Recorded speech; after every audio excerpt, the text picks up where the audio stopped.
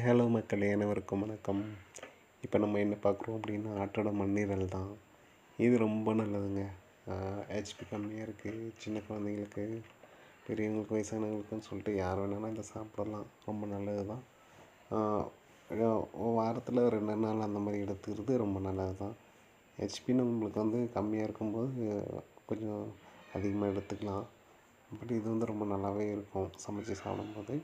இதை ஃப்ரெஷ்ஷாக வாங்கிட்டு வந்தபோது பார்த்திங்கன்னா எப்படி அழகாக இருக்குது, ஃப்ரெஷ்ஷாக இருக்குது. ஸோ இது வாங்குறது கொஞ்சம் கஷ்டமாக தான் இருக்குது. எனக்கு கிடைக்க மாட்டேங்குது. கடையில் போய்ட்டு நம்ம தேடி வாங்குறதுக்குள்ளே இல்லை முன்னாலே சொல்லி வைக்கணும் அப்படின்ற அளவுக்குலாம் இருக்குது. ப்ரீ புக்டெல்லாம் இருக்குது.